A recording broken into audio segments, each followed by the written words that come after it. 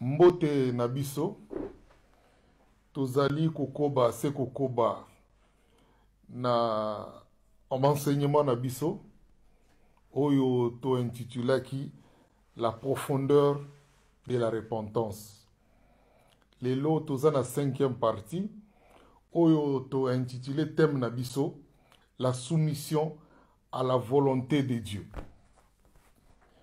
Na 4e totalaki le bon modèle de la repentance, oyo totalaki le fils prodigue, oyo atikaki ndako ya papa, atikaki royaume de Dieu, le fait atika royaume de Dieu akendaki kati na potopoto kuna nde akomaki mosale na diable, adilapite biloko ya papa nyonso tu, me mwana mayele azwaki mokano azongaki na ndako ya papa, et papa yaki kokutane na nzela memie na ndako a purifier ezalaki feti mokolo wana. Yango moni Jésus azoloba ba oyo nyonso tu babotami na libumu ya mama, il n'y a pas le plus grand. Il n'y a pas de plus grand que Jean-Baptiste. Pour repentance nde mutu ezo sala feti ezala na royaume nzambe. Yango Jésus atalisaki biso na parabole wana, mwana na lera tikaki mabe azwaki mokanu na sincérité wana nyonso tu nkembo ezalaki na lola. Voilà pourquoi il est vraiment impératif tokoka kozongela message ya royaume. Le fils prodigue alaki na besoin pasteur te, bien que toza na besoin pasteur na fi na biso, alaki na besoin prophète te, bien que toza na besoin prophète na biso, aki na besoin baninga na ye te, bien que toza na besoin baninga, mais azwaki mokano ye moko. Mokano décision wana oyo azwaki et alaki consciencieuse, avec conviction, détermination. Na lingi lisusu vi oyo te, na zongela vi oyo nakomene na royaume ya papa na ngai. Et azwaki délivrance na ye, pas parce que baprophétisaki mpo na ye, pas pasteur imposaki ye maboko, prophète asalaki quelque chose mpo na ye, mais azwaki décision ye moko, décision oyo wana azwaki yango ne moto ekangolaki. Toko continuer ndenge totali wana na 5e partie na biso, la soumission à la volonté de Dieu. Na kosenga na régie abwake la biso lecture na biso ya liboso, naza kotanga po toko comprendre mozindo nini oyo eza na kati ya repentance, bolamu nini oyo eza kati na repentance. Jacques 4:7. Soumettez-vous donc à Dieu, vous résisterez au diable et il fuira loin de vous. Eza motuya. Soki to se soumettre na nzambe, nenge le fils prodigue abongaki nzela, me akanisi kati na makanisi na ye na zongela papa, na se soumettre na papa, na longwa kati mabe ya mabe. Donc le fait ya ko se soumettre na nzambe eko peso capacité mbala moko ya ko résister diable. Mbala moko ezo ko sala ke diable akima mosika na yo. Yango to moni entre guillemets soto koloba na bopete nyonso tu, le fils prodigue alongwaki na mprise ya diable. Ye mutu alaki pa koma ko maltraiter ye mutu akolia lisusu bien te, ye mutu ayebaki sunzambe te, abandonner royaume papa na ye, akomaki na kata salite, mais décision oyo azwaki, fermeté, détermination na longwe kati na mabe ememaki ye na délivrance. Voilà pourquoi Jésus azoloba, il n'y en a point de plus grand que Jean-Baptiste. Pasteur azamalamu, bandeko bazamalamu, mais mokano oya yo eza ko positionner yo likolo. Mokano yango ya nini eza mokano ya repentance. Ndenge tokomi wana, la soumission est une garantie qui protège l'homme contre toute force du mal. Et elle est aussi une puissance qui lui positionne au-dessus de la puissance satanique, afin de permettre à l'homme d'accomplir le but de Dieu avec succès, à travers honnêteté oyo ozanango, justice oyo ozanango. Oza katina mensonge te me katina vérité. Oza fidèle na liloba nzambe. Soko pesi parole na yo oyebi ko respecter yango. Biloko wana nyonso tu, ba principe wana ba valeur wana ya justice yango wana nde oyo eza nzambe alobi chercher premièrement le royaume et la justice de Dieu. Na Colossiens to balobi affectionnez-vous aux choses d'en haut. Donc to sepela, to kangama na motema na biso, to bana ko luka eloko nini oyo ezalaka na bokonzi na nzambe. To mona ki prière ezalaka na bokonzi na nzambe te bien que ya prière malamu. Au moins sina mobali likambo wana au mariage na likona bokonzi na nzambe ezalaka te. O ko banga ba démon te ba démon ba koza la priorité te pona bokonzi na nzambe ba démon bazate. Eloko nini oyo ngai na yo il faut to luka. To moni awa le fils prodigue a se soumettre na volonté en nzambe. Alobi na ko sala siko oyo ya papa mbala moko azui délivrance. Toko mona boni délivrance la repentance eza kitoko. Boni message ya royaume de Dieu eza kitoko.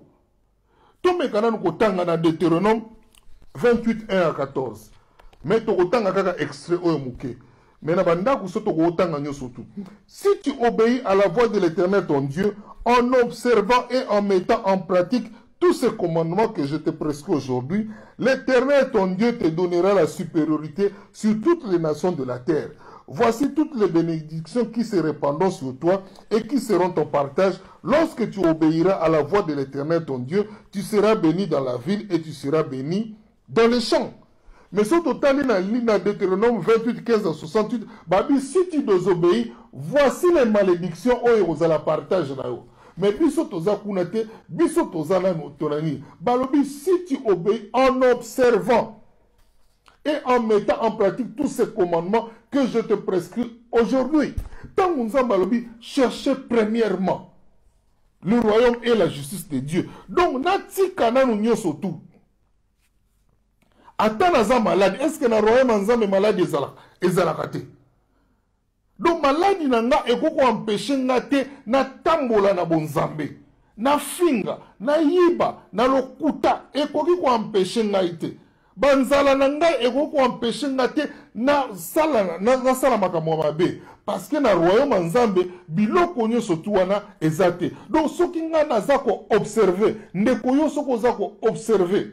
Ndenge nzambe alobi premièrement le royaume de Dieu. Na kati na bomoi na yo, na kati na libala na yo, na bana na yo, na ndaku na yo, nanu liboso, royaume nzambe komi kolobama, ekosunga makasi, tokozala ba représentation ya nzambe kitoko, parce que tozaba ambassadeur ya nzambe, ba citoyen céleste. Un ambassadeur, aza mutu, aza ko représenter mboka na ye, awa kati na mokilio, ya lokola ambassadeur ya Congo, awa, na Angleterre.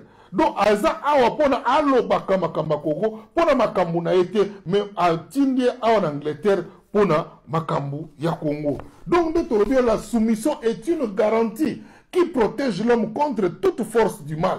Tout le fait le fils prodigue à se soumettre na ba volonté en nzambe a changé mentalité et pesie bokonzi likolo na diable a koki sous ko retenir yete ndeto moni kembo feti munene esalamaki na retour na ye na kati na ndaku na kosenga régie toke indépendant na lombango parce que tozaka na 20 minutes totika na 10 minutes soki tokokotala déjà oyo akoko ke la biso oyo ya mibali awa tokotala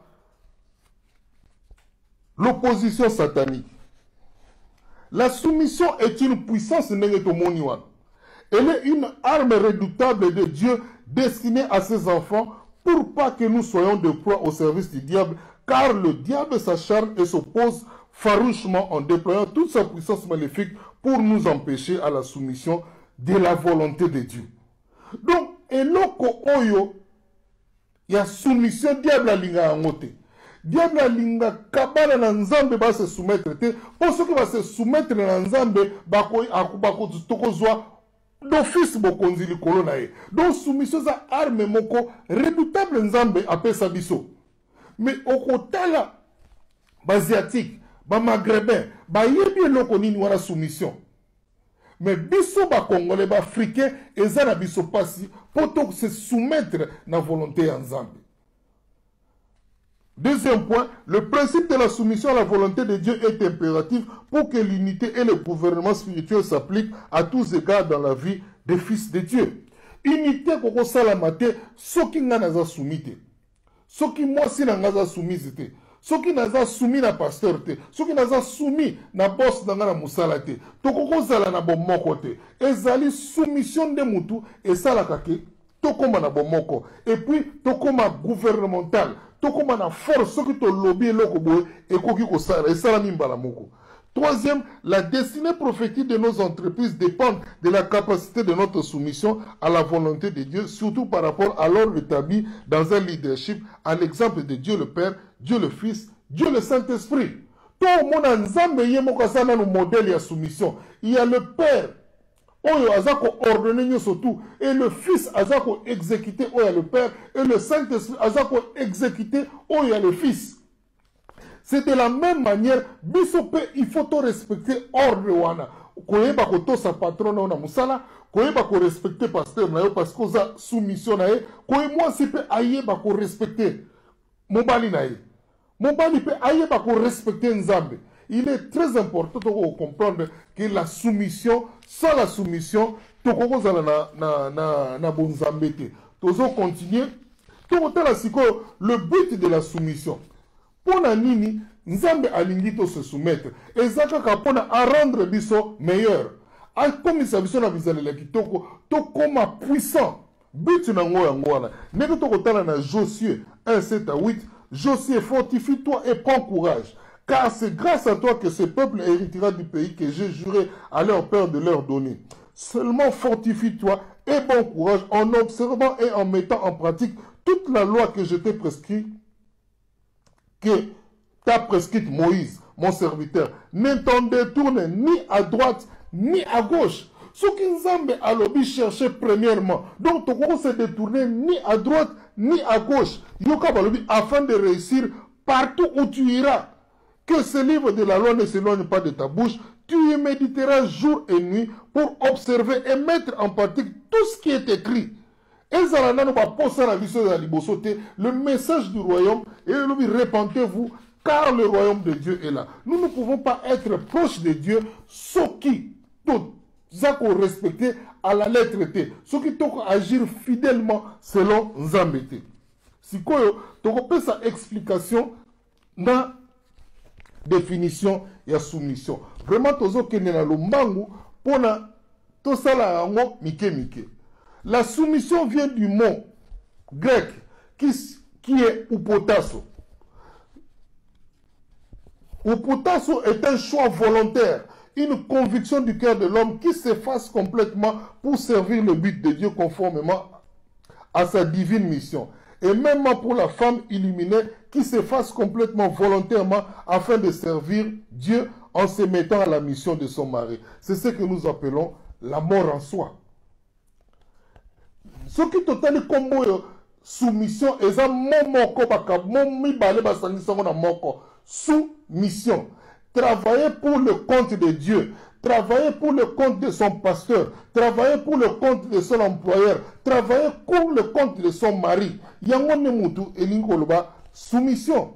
Donc ngai na ko bali na ko travailler pour na compte na Nzambe na yana vision na présentant mo epa ya mwasi nanga mwasi aza ko travailler sous la mission ya mobali mission muteza ya mobali mwasi akomi sous la mission aye ko travailler na compte ya mobali eza ba biloko oyo esalamaka te parce que soumission wana biso to interprétant ngo mabe koma lokola commandement. Oh, leur une mission, il faut présenter une mission n'est pas à moi si à travers connaissance à moi si c'est alors que agoyeba ko sungao na ma capacité on zambatie pona ya ko aider mission na yo et accomplir. Mais biso que présenter moi si mission te mais alingi à se soumettre. À se soumettre ndengeni.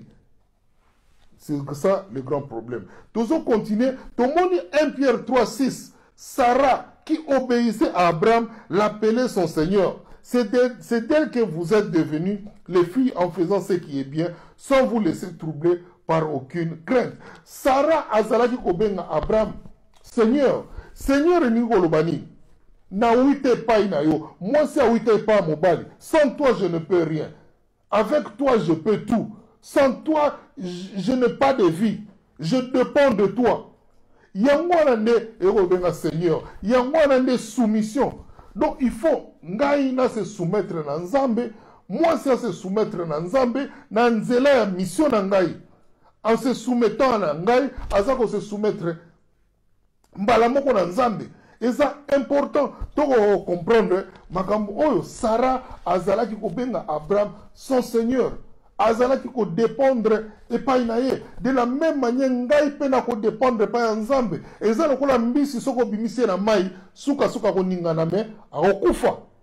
Ventilateur soko bendika prise au moment yo continue au tourner suka sanini eko sala lisusu te.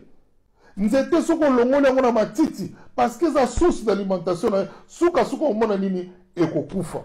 De la même manière biso il faut chercher premièrement le royaume et la justice de Dieu. Et dans 1 Corinthiens 3, 16, tout au monde, ne savez-vous pas que vous êtes le temple de Dieu et que l'Esprit de Dieu habite en vous? Royaume est koya ko vanda kati na biso. Yesu Masiya na papa ba koya ko vanda kati na biso. Pona nini parce que toza soumis na volonté en Nzambe. Yango soumettez-vous à Dieu, vous résisterez au diable, il fouillera loin de vous. Pona nini Nzambe aza kati na ngai. Mais na Matthieu 12, 43, elobini, totalaki awa soumission est une arme. Mais dans Matthieu 12, 43, elobini, lorsque l'esprit impur est sorti d'un homme, il va par des lieux arides, cherchant du repos et il n'en trouve point. Alors il dit, je retournerai dans ma maison, d'où je suis sorti. Nakozonga kati na mutuana, place ngana witi. Et quand il arrive, il la trouve vide, balayée et ornée, parce que Yesu Masiya yaki kubongisango, mais yolingi ko tchabizale ya sikate, il s'en va et il prend avec lui cet autre esprit plus méchant que lui. Ils entrent dans la maison, donc Katina Bomoinao s'y établissent, Vandi Libela, et la dernière condition de cet homme est pire que la première, il en sera de même pour cette génération méchante. Donc, au monde de la même manière, Nzambe akoya kovanda kati na biso, royaume Nzambe koya kovanda kati na biso, diable pa ya kovanda kati na biso. Poto zala soumis na ye. Mais ceux qui tozala soumis na volonté en Nzambe, nenge totali awa, soumettez-vous à Dieu, vous résisterez au diable et il fouillera loin de vous. Et ça kati na biso ebele oyo Nzambe ndaku na bango, ole Saint-Esprit e vanda kati na bango, mais diable mutaza ko vanda. Mais le royaume, le message ya Jean-Baptiste ezotali sa biso, soki yo se repentir. Le royaume de Dieu est très proche na yo. Boko koma eloko moko na royaume de Dieu, mutu moko akoko kosimba yote, diable akokoza bokonzi likolo na yote, parce que okokoma na bizaleli ya royaume, oh Jean-Baptiste azakoloba, produisez des fruits dignes de la repentance. Bizaleli nini oyo bino bozali kozala nango. Tokotala batu mususu koyoka vérité, mais ya lingi kaka posa na ye. Totala ki awa to pesa ki exemple ya Anne. Anne azosala ba prière na mabe, Nzambe azopesa kaka mbanda ne acholaka ye bana. Akopesa kaka bana. Anne akopesa akosanga ba prière pona nini Anne ayebaki ko formuler te. Mais le rabbi soki yo pesinga mwana oyo ngai na kopesa ye na musala na Nzambe a comprendre posa na ngezana na avancement du royaume. Nzambe apesa ki le prophète Samuel. To moni Nzambe pe abimeli Salomon. Roi Salomon, abina pesa yo nini? Salomon abipesa nga sagesse. Donc bako senga kaka biloko ewitaka likolo ya bokonzi ya Nzambe. Nzambe alobi neti osenga sagesse. Yo mutu ozala benemi osenga kina boma benemi na yo. Tala à part sagesse oyo, or, diamant, bilamba, bokonzi, autorité atondiseli Salomon. Pona nini roi Salomon a cherchant qui liboso, le royaume et la justice de Dieu. Maintenant, Jacques 4, 6, Valobini, l'écriture dit, Dieu résiste aux orgueilleux, mais il fait grâce aux humbles. Et dans Matthieu 22, 14, il y a beaucoup d'appelés, mais peu de lits. Nani a yoki message oyo? Est-ce que yo oza appelé oza na kati ya bape de liwana ou bien oza na orgueil oza MVT ozo résister na posa ya nzambe. Mais posa ya nzambe eza que ndenge totalaki na Jacques 4:7 soumettez-vous à Dieu et vous résisterez au diable, il fouillera loin de vous. Cherchez premièrement le royaume et la justice de Dieu et le reste vous sera donné par-dessus. Ne vous inquiétez de rien, Dieu est notre Père, il pourvoira à tous nos besoins. Donc, les émissions partie oyo et ça qui te parler par rapport. Il y a la soumission totale avantage nango et ça l'intérêt na biso to se soumettre na volonté en Nzambe message oyo ya Nzambe to tie yango to lobaka yango vraiment tout ça va citoyen céleste ba ambassadeur ya Nzambe royaume ya Nzambe ezala kati na ba pensée na biso kati na munoko na biso ne tamboli na biso boboto bolingo oyo eza kati na royaume ya Nzambe fidélité sincérité oyo eza kati na bokonzi na Nzambe ezala kati na bomoi na biso na bandi tosukisi awa na mokolo ya lelo vraiment toko continuer na 6e partie totala ndenge nini toko kende muke tozo kende vraiment vers la fin nazana kondima moi clarté eza komonana eza kutoza pe ko changer lolenge na biso ya komonela makambo nyonso tu kaka pona lokomo na Nzambe toza ba pèlerin kati na mokili o nous sommes des passagers tokoleka kaka eza na mokolo o Nzambe akosambisa biso toko assurer éternité na biso soki toyebi kaka ko bâtir le royaume de Dieu sur la terre le royaume de Dieu evanda kati na biso papa apambola bino na kombo na Yesu Kristo Masia.